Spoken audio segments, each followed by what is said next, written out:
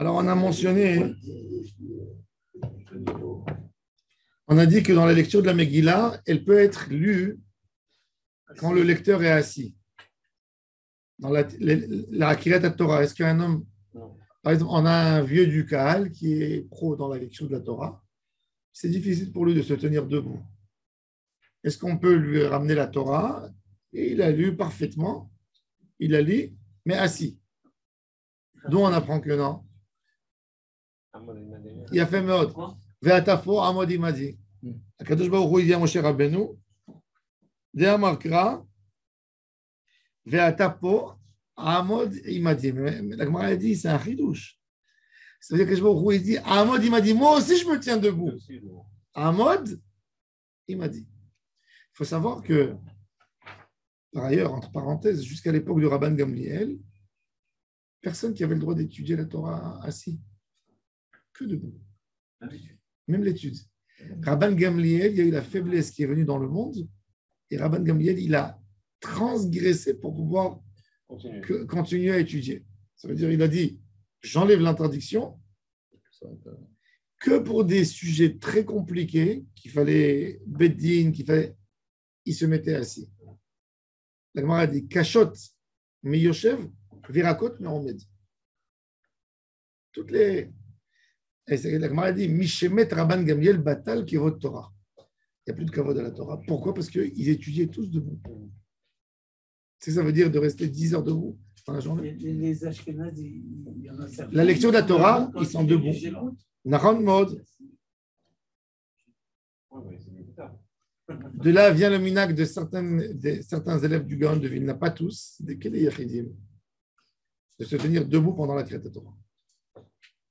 Zecher le Matan Torah be'ema, be'ira, be'rada, be'amida. La Mishnah, c'est Baal Koré. Hein, on va voir. La Mishnah, elle parle du Baal Koré, Oui. Baal Koré. Il faut une extension. Alors, on va voir. Bon, la Gemara, elle va parler tout, le Kuvot Torah, tout. On va voir tout de suite. ואמר רבי אבאו, אלמלא למקרא כתוב, אי אפשר לאומרו כביכול, אף הקדוש ברוך הוא בעמידה. C'est quoi le mot ilmalé? Ilulo. Et quand c'est écrit ilmalé avec yud, iluhaya. Tout ça, tu fais la distinction entre ilmalé avec aleph et ilmalé avec yud. Ilmalé avec aleph, imlo. Ilmalé. Ilamlo. Et avec yud, c'était si ça s'est passé en théorie. Le yud, ça introduit toujours le passé. Non, le futur. Non, tu vois que c'est au passé aussi. C'est au passé aussi, c'est bizarre. Je suis en train dans les conjugations que vous avez dites. C'est très intéressant. Il a fallu ça rendre. C'est-à-dire qu'il faut écrire il m'allait pour dire si ta théorie elle avait raison, il faut écrire avec un yud. Avec. Et sinon, si ça ne s'est pas passé comme ça, c'est avec un aleph.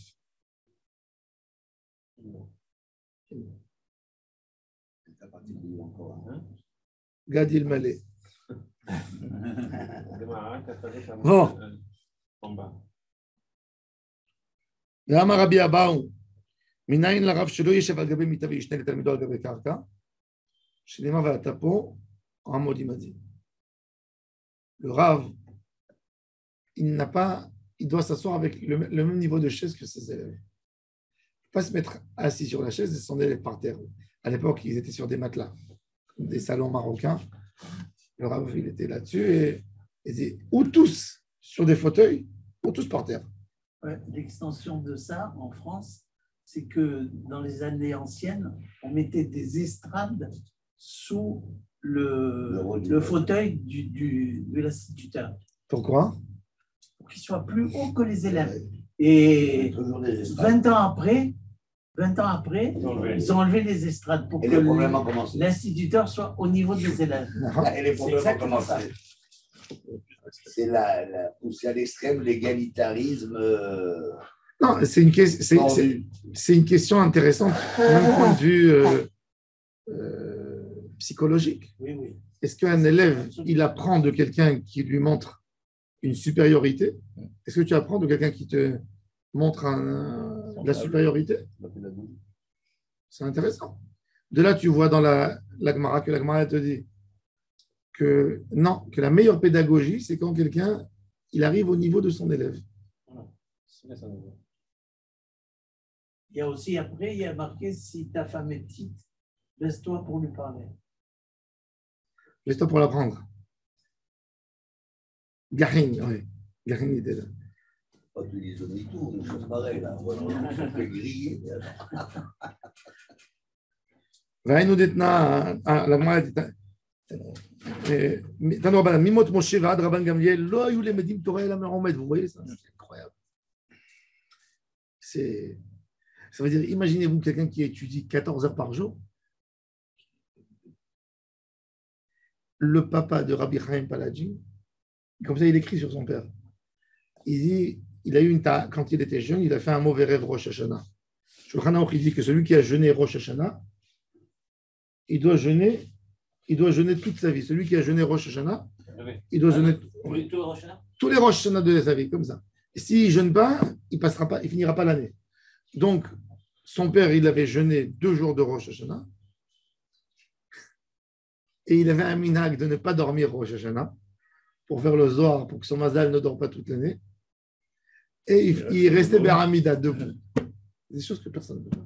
48 heures debout, sans manger et sans dormir. Mais ça, on peut supposer une chose, là, si je peux me permettre. C'est que si il faut étudier debout pour le Kavod HaTorah, et qu'Hachem, lui, il est toujours debout, c'est-à-dire, lui, il ne dort ni ne sommeille. C'est-à-dire, il est toujours éveillé. Il n'est ni debout, il n'est ni assis. Le fait d'être debout, c'est être en éveil permanent. Ça veut dire qu'aussi, peut-être qu'il faut étudier un temps soit peu, mais sans exagérer. Ça ne veut pas dire qu'il faut étudier 20 heures, parce qu'aussi, il faut faire les choses. Tu sais, je te dis. Peut-être, hein, je dis, s'il y a un truc. Peut-être qu'aujourd'hui. Je vais te raconter une anecdote intéressante. On ne fait pas assez. Le Rav Kanievski dit Rono Livracha Bnei Brak, pendant des années, depuis les années 80, quand il y avait déjà les masganes en Israël, il ne voulait pas de masgan à la maison parce qu'il a dit que c'est être gâté. Dans les années 80, c'était les gens riches qui avaient des masgan. Ce n'était pas tout le monde qui avait des masgan. Après les années 90, c'est rentré plus. Les années 2000 déjà, tout le monde avait des masgan. Ça, non, je comprends. Les années 80, c'est pas quand tu voyais un masgan dans une maison, tu disais ils ont des moyens. Ou ils ont des moyens, ou il y a un homme âgé. Les gens ne se permettaient pas, c'était cher, c'était du luxe, un masgan. Il n'y avait pas de masgan dans les maisons. Ils mettaient des serviettes, je me rappelle chez mes parents à la maison, ils mettaient des serviettes avec de l'eau et ça rafraîchissait la chambre. On fermait tous, on n'ouvrait jamais les volets. Il y avait les volets partout, comme à Ranana, vous voyez, les volets comme ça. Et en 2010, un été, il a perdu la respiration, donc ils lui ont mis le masgan à la maison. Quand ils lui ont mis le masgan, il s'est mis à pleurer. Il a pleuré pourquoi? Pourquoi j'étais idiot et sous un argument de soi-disant restons simples, j'ai pas mis de masgan. Quand il a vu comment il étudiait bien et mieux avec le masgan, il a dit c'était une khumra pas en place. Ça veut dire on ne se rend pas compte des fois tu dis j'ai pas envie d'être moderne, non, je veux rester simple. Mais ça va te donner. Et dans ça c'est très important toujours dans la vie d'avoir cette idée, de comprendre d'abord l'esprit, qu'est-ce que ça me donne d'avantage. Ne pas dire je reste. Il a vu la qualité de son étude, il a vu ce qu'il aurait pu. Quand il était comme ça, il se levait tous les quelques minutes, il suait. Il n'était pas bien dans sa peau, il ne pouvait pas bien étudier. Quand quelqu'un il transpire, il est gêné par quelque chose, il ne peut pas étudier bien. Là, il a regretté amèrement cette khumra qu'il a fait. Ce n'est pas une khumra en fin de compte. Et ça, c'est très important dans tout. C'est-à-dire, Rabban Gamliel, il a compris. Il a dit, je veux ressembler à Kadosh Baruch Hu, je veux ressembler à nos parents. Il a ressemblé à tes parents et à ne pas étudier la Torah. L'idée, c'est d'étudier. Il a dit, restez assis. On n'a pas de faute Torah. Nachon, Emet, on peut dire Yahasra, c'est vrai. Mais Ce n'est pas à cause de ça qu'on va diminuer la qualité, la quantité de l'étude. Et ça, c'est toujours très, très important, cette règle. Exactement, l'ordre des priorités. L'ordre des priorités. Chez les juifs, Haredim à Bnei Brak, c'est une idée qui est venue d'Hongrie, du Khatam Sofer, lutter contre toutes les nouveautés. Chaque nouveauté qui rentre dans le secteur Haredi, il y a toujours les rabbins qui crient Tarif, tarif, tarif, tarif. C'est du nouveau, ça va abîmer, sans savoir de quoi il s'agit. Ça veut dire la première réflexion, c'est le non. Et il y a des gens qui ont peur de ça, qui stressent. Et quand toi tu viens, tu parles rationnel, ça veut dire on te prend pour un moitié coffert. Mais il faut. Non, je ne dis pas, il y a des choses qu'il faut vérifier. Des choses, c'est vrai. Mais il faut vérifier chaque chose. Comprendre l'avantage qu'il donne. Il ne faut pas être fermé. Moi, je crois que c'est plutôt pour avoir le pouvoir sur eux. Non, non, je ne sais pas, je ne crois pas. Je ne crois pas qu'il y a des gens qui. Je crois pas qu'il y a des gens qui sont là pour torturer les autres. Pour... Ouais.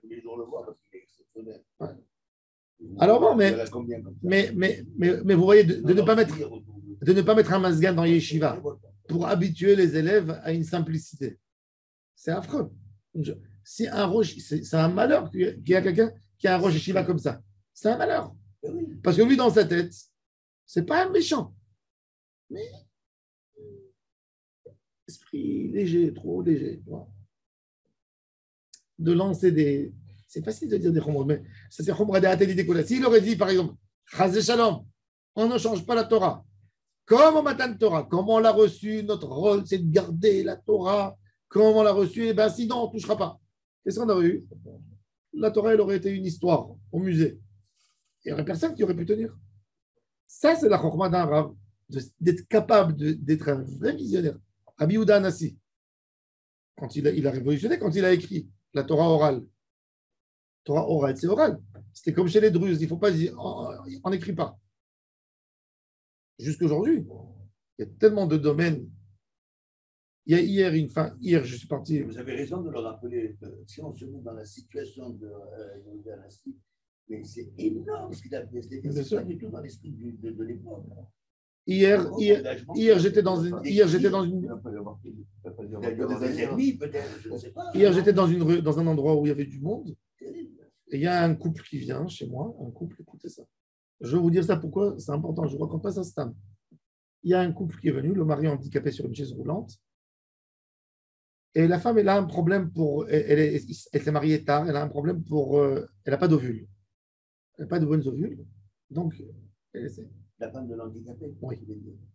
Jusqu'au moment où il a trouvé avec qui se marier, lui, le pauvre, il est tellement handicapé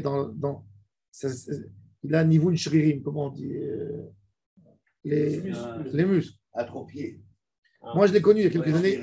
Il parlait très bien. Maintenant, il ne peut même plus parler. Et il veut avoir un enfant. Ils ont essayé 6 ans. Ils leur ont dit non. 2 ans. Ils leur ont dit il faut prendre une ovule. Maintenant, une ovule d'un goy ou d'un juif? Ovule d'un goy, ovule d'un juif, ovule d'un goy. La femme, la pauvre, c'est une balade chouva, elle est perdue. Elle va voir les. Elle va voir les rabbinim. Ils lui disent on ne veut pas prendre de décision, il faut que le grand rabbin d'Israël le dise. Elle a envoyé la demande il y a 3 ans. Elle n'a pas encore reçu de lettre. Je dis tu ne recevras pas de lettre parce qu'ils ne veulent pas dire, même quand ils disent à l'oral, ils ne veulent pas que ça soit écrit. Elle s'est mise à pleurer. Quand je lui ai dit tu n'auras jamais aucune lettre.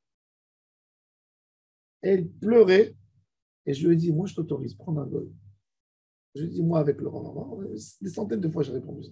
Je lui ai dit, le mari, il m'a attrapé comme ça, il m'a dit, tu m'as. Mais 3 ans. Pourquoi de juif, il n'y avait pas? Non, parce que de juif, il y a un problème. Non, il vaut mieux. On préfère d'un goy.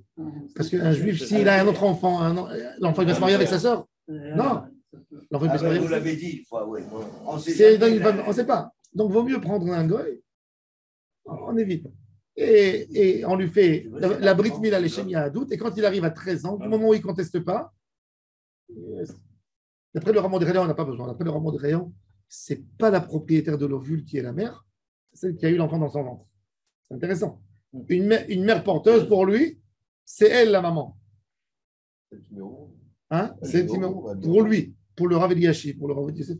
Déjà, c'est des débats qu'il n'y a pas de preuve dans le Talmud, ni de là, ni de là. C'est des choses, bon, il y a de la logique un peu. Mais j'étais tellement révolté qu'ils n'ont pas su, n'ont pas osé mettre un protocole au moins. Une femme comme ça, elle aurait attendu, elle attend encore 2 ans, elle a fini. Voilà l'avocat moderne de l'opposition. Il va savoir comment elle pleurait. Et les gens, ils ne savent pas. Les gens, ils savent pas. Et j'ai dit, c'est pas normal. C'est pas normal que le rabbinat, il ne met pas un protocole dans les hôpitaux, chez les médecins, chez les gynécologues. Ok, tu ne veux pas le mettre dans les rues. Mets un protocole, écris un protocole. Option 1, option 2, option 3. Mets un protocole. Une femme, 2, 3 ans, elle a écrit une lettre. Elle appelle et chaque fois, on lui dit non. Et en plus, il y a des gens qui sont moins religieux que ça, Bien sûr. qui suivraient le protocole. Alors Bien que sûr. là, ils disent de toute façon, ils vont me faire poireauter pendant. De toute façon, ils vont faire poireauter. Voilà. Je suis d'accord avec toi. Alors là, c'est à 100%, c'est comme ça. Ah voilà, tu as vu comment ils sont, alors ils m'ont dit, je veux même passer. Alors pourquoi? Parce qu'eux, ils ne veulent pas écrire. Ils ne veulent pas s'adresser au sujet parce qu'ils ne veulent pas le mettre dans la rue. Alors voilà, ça, c'est une roumra qui amène les problèmes et qui amène les. Ça, c'est un exemple d'un rave qui ne veut pas parler. Il y a des malheurs. Il y a des gens qui sont en train de pleurer jour et nuit. Ses responsabilités. Les rabbins qui sont à la tête doivent prendre leurs responsabilités. Voilà, au moins les plus hauts, les plus grands, ils sont réunis. Parce qu'il y a des gens à la détresse. Alors voilà, Ela Mishemet Rabban Gamliel Yarad Choli Laolam. Vayu Lemedim Torah Meyushav. Vainu Ditna Mishemet Rabban Gamliel Batal Kevotor. Ok. Mais il faut être conscient. Katuv Echad Omer Vayeshev Bar. Katuv Echad Omer Va'anochi Ramati Bahar. Alors, mon cher Rabban lui dit Yashavti Bar, va Anochi Omed Bar. Alors, décide-toi.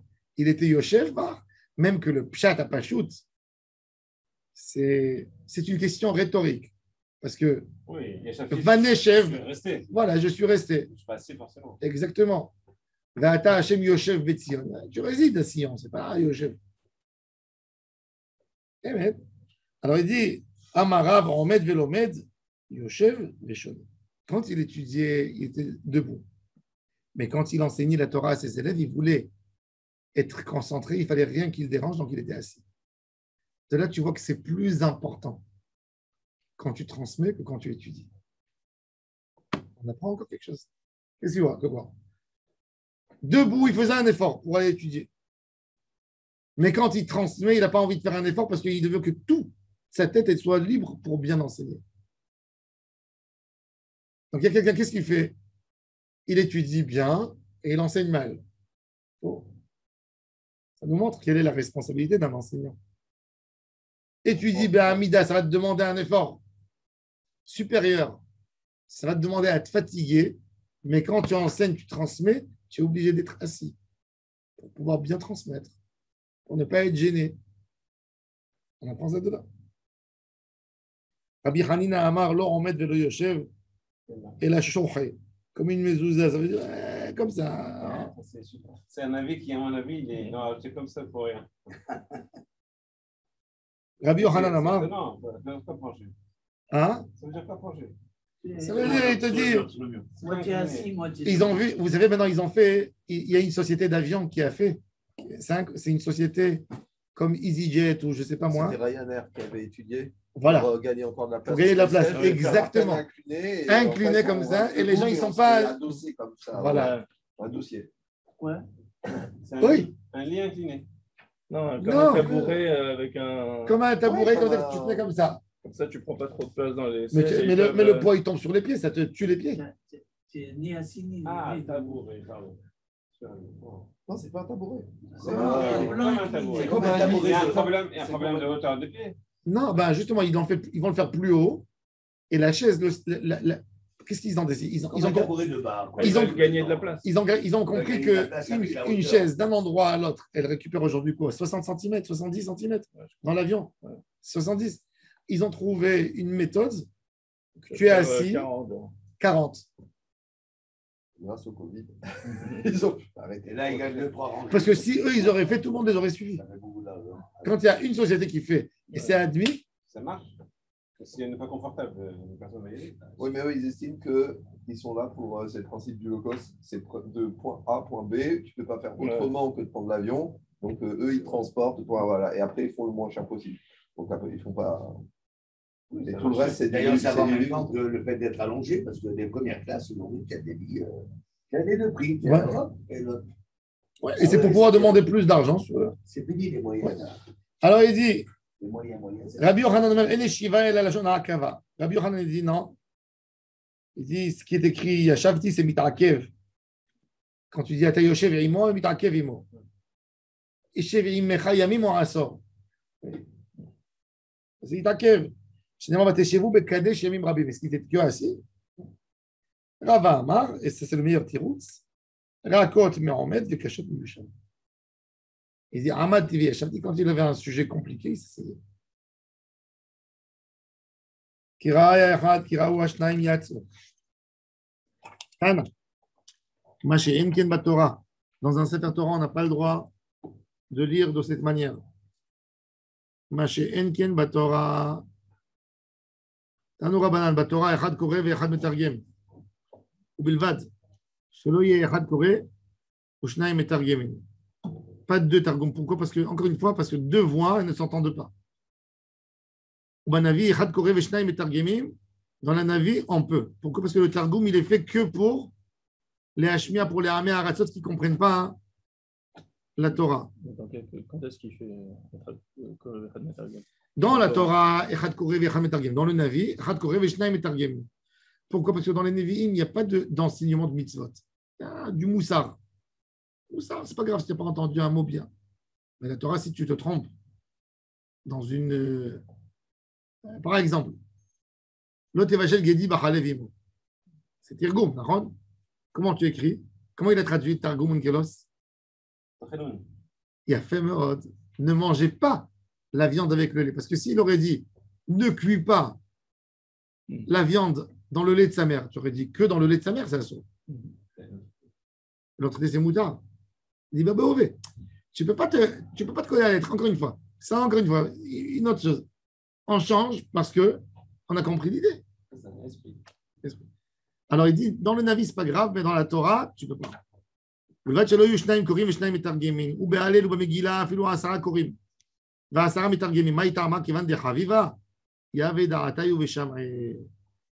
Dans le Hallel, même s'il y a 10 personnes qui lisent, il n'y a pas de problème. Parce que c'est fluide. Apparemment, c'est uniquement parce que c'est fluide dans la bouche des gens. Oui, c'est fluide. Alors, Rashi, il dit sur place, il dit qu'il ne faut pas dire Asara Metargemim, Asara Korim. Parce qu'il dit dans les Ktuvim, non, il y a un Tergum, mais on ne le regarde pas, ça veut dire un Tergum Baktuvim. C'est bizarre parce qu'on a un Targum. Oui.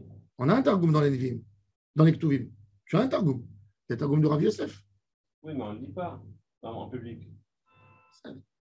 C'est un Targum des Amoraïm. Il n'a pas la qualité de Targum Onkelos. Oui, mais quand on fait la baracha du Hallel, on ne peut pas être métargem dans le Hallel qu'on lit.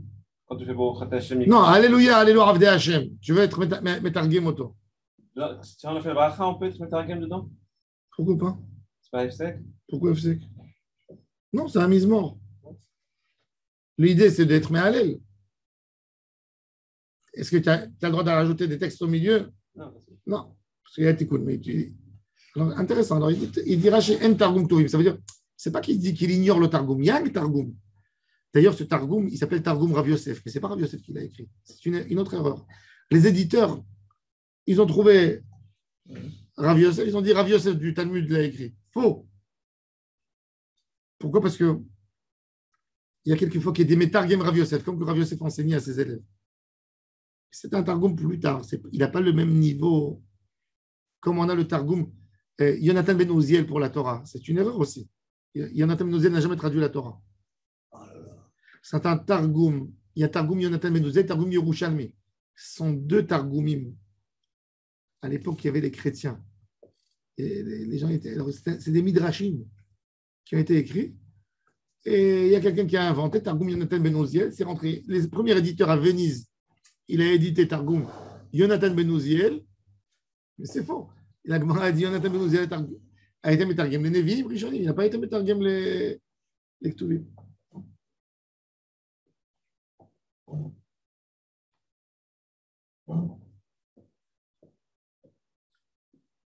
Maïtama Kivan de Chaviva, Yaveda, Tayou Sham. Pourquoi c'est Chaviv? Parce que tout le monde répondait. Dans le Hallel, comme il nous dit le Rambam, 123 fois on mentionne le mot Alléluia. Alléluia, Alléluia, Alléluia, Alléluia. Comme les années de Aaron à Cohen. 125 ou 123. 123. Dans le Hallel. Le minag des Témanim, 123 fois ils disent Alléluia, chaque mot. Betet Israël, Mitzrayim, Alléluia. Bet Yaakov, Me'am Loez, Alléluia. Aïta Yehuda, Lekocho, Dans le Alléluia. Hallel qu'on dit nous. Non, il y a un qui lit et tout le monde répond. Alléluia, Alléluia, Alléluia. C'est ça, dit. מקום שנהגו לברך, יברך. אמר רבי לא שנו אלא לאחריה. אבל לפניה המצווה לברך. La bracha de Harav et Rivenu Vadan et Dinenu, c'est un minhag. Faire une bracha après une mitzvah. Où on a une bracha après une mitzvah dans toute la Torah? Il y a ou il n'y a pas? Non, la bracha, c'est sur la svia. La chila, ce n'est pas une mitzvah. Il n'y a pas une mitzvah de manger. Je parle où on a dans la Torah une mitzvah que nous faisons une bracha après la mitzvah.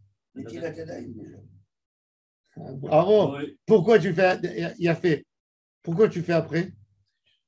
Parce que d'abord, il faut que je fasse en sorte que tu fais jamais après. L'action de ces hommes. Alors, je vais te dire un chidouche. Je sais pas, Tu fais pas après, tu fais avant. Tu sais c'est quoi la mitzvah de Netilat Yadayim?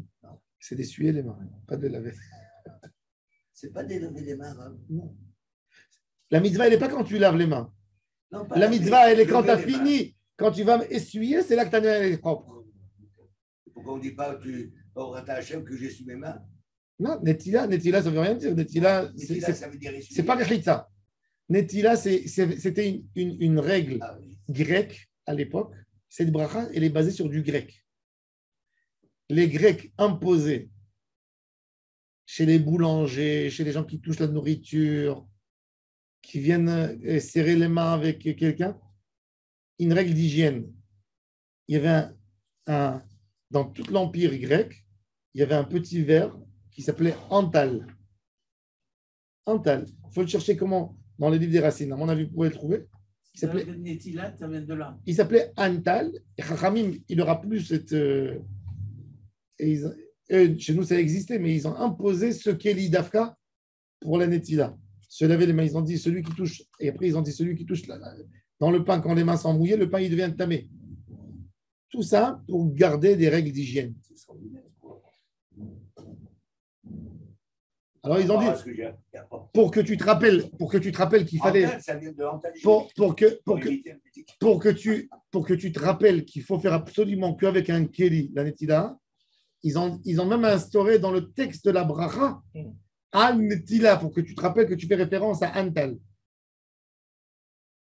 Parce que dans la Torah il n'y a pas un langage de netila. Netila c'est lever les mains.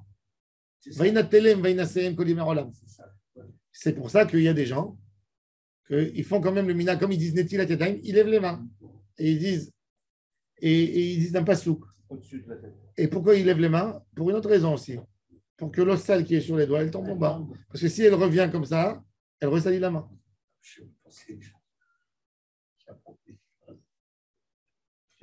Et avant, ils ne faisaient pas.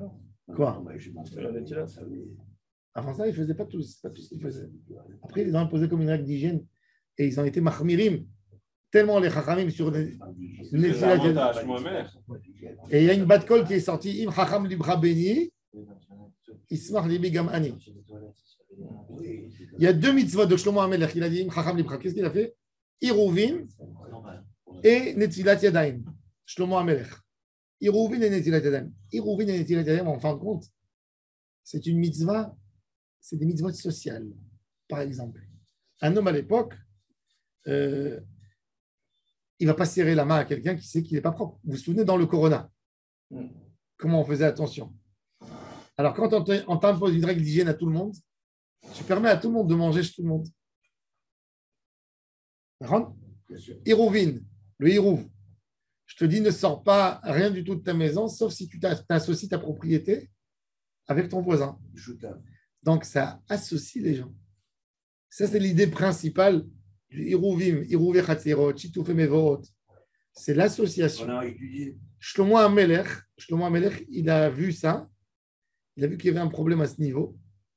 Et il a fait hirouv et netila. On dit, c'est quoi le hirouv? Le hirouv, c'est la seule mitzvah dans la Torah. C'est la seule mitzvah, pas dans la Torah, dans nos mitzvot. Elle n'est pas parmi les Tariag, les 613. Elle est dans les mitzvot des Rabbanan. On n'est pas venu rien que te mettre des problèmes, on est venu te donner une solution. C'est-à-dire, on te dit, assure les taltel, mais si tu fais quelque chose, c'est moutar le taltel. Ça veut dire, il n'y a pas dans toute la Torah, dans toute notre notion, qu'on te dit interdit, mais je te donne l'option de ranger. Sauf Hirouvin. C'est quand la mitzvah qu'on fait la bracha après? Alors, la seule mitzvah qu'on fait la bracha après, c'est la Megillah. Il y a beaucoup qui tapent sur le minag des Ashkénazes. Les Ashkénazes aussi, ils font après, quoi. Il y a une chose. La femme Nida, quand elle fait son mikvé. Chez les Ashkénazes, ils demandent de faire la Be'eracha après la Tevila. Parce qu'ils disent, vaut mieux que la femme, elle fasse la mitzvah, la bracha quand elle est pure. Nous, non. Pourquoi? Parce que nous, on fait avant. Kol mitzvot, mevarech alem, over la Asiya. Pas over après. Les Agdim, avant la Asiya. Il n'y a pas de mitzvah après. Il n'y a pas. Que Bedi Avad, quand quelqu'un il a mis ses téphilines, par exemple, alors il les touche et il fait la bracha, s'il a oublié. Mais il n'y a pas. Toutes les mitzvot, et ça c'est le débat avec les séfarades d'Ashkenaz aussi sur le brachot, sur la Katnerot de Shabbat. Parce que pourquoi les Ashkenaz ils ont imposé ce minag d'allumer et rien qu'après faire la bracha? Parce qu'ils disent pour eux que Shabbat, si ça rentre, je ne veux pas allumer. Et là, nous on dit non. Elle reçoit le Shabbat quand elle aura fini d'allumer. Ce n'est pas quand elle a fini de faire la bracha. Quand elle aura fini de faire son action. Donc ça c'est parce que l'idée principale dans la Gemara, on voit, nos sages, ils ont préféré. La Torah, elle nous a dit toujours, d'abord, tu fais la bracha, et ensuite, tu fais la mitzvah. Et la Gemara, elle va amener des preuves.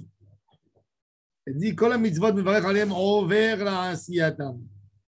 C'est quoi le mot de over? Lishna de akdoumeu, c'est une lishna. C'est pas avar, après chez Yaravor à mitzvah. Nous, on aurait pensé. Non, chez Yaravor à mitzvah, il te dit non, over, c'est l'ifne à mitzvah. Et quoi, qu'est-ce qu'il cite? Il cite un pasouk. Amar Kera, vayarot achimaratz derech hakikar, vayaravor et akushi. Il a doublé le kushi. Amar Abaye meach, vayarot avar lifnehem. Vayibaitem meach, vayaravor malkam lifnehem, vachem berosham. Donc, toujours le mot Vayaravor, il est avant et pas après.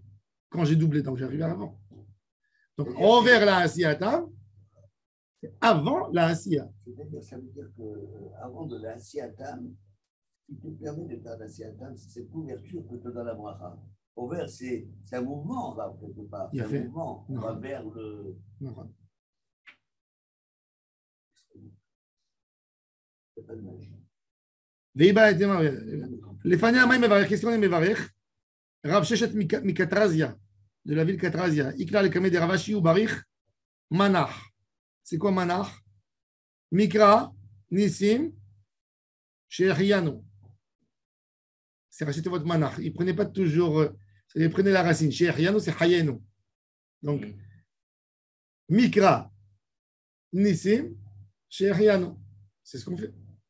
Al Mikra Megillah, Sha'azan Nissim, Shechianu. לאחרי המים מברך, ברוך אתה השם אלוהינו מלך העולם, האל הרב את ריבנו ועדן את דיננו והנוקם את תקמתנו, והנפרע לנו מצערנו ושנים גמול לחול ונפשנו, ברוך אתה השם, Anifra l'Israël Mikol Tsaroem, Rava Amar Ael Amoshia, et nous on dit tous, Ael Amoshia. Et il garde, Nemrenu le Taravayu, Baruch Ata Hashem Anifra l'Israël Mikol Tsaroem, Ael Amoshia. Donc ça c'est la Beracha d'après la lecture de la Megillah. Quand on va, pourquoi on fait monter 3 personnes le lundi, jeudi et le Shabbat Mincha, 3 personnes et pas plus? Pourquoi 3? Alors la Gemara nous dit qu'il est Neged Torah Nevi'im Ketuvim. Rava Amar qu'il est Neged Kohanim Nevi'im V'Israelim. La Gemara dit Ela Ad Etani Rav Shimi En Pochatim Me'asara Psukim Bebet HaKnesset. On ne diminue pas. Vaïdaber Olem Minaminyan. La Gemara dit Ane Asara Keneged. Mais pourquoi Asara? Keneged Asara Batlanim. Shevet HaKnesset. Les 10 personnes qui étaient là pour lire la Torah. C'est vraiment Keneged Aseret Adiberot Sheneemru Le Moshe Besinaï. Rabbi Yochanan Amar Keneged Asara Ma'amarot Shevaim Nivra Olam. 10 fois. Ninu Vayomer de Bereshit. Ane Tisha où il y avait 9. Bereshit c'est un Ma'amar. Bereshit bara Elokim. C'est aussi un Ma'amar. Irti Bidvar Adonai Shamaim Na'asu. Uberuach Piv Kol Tzevam.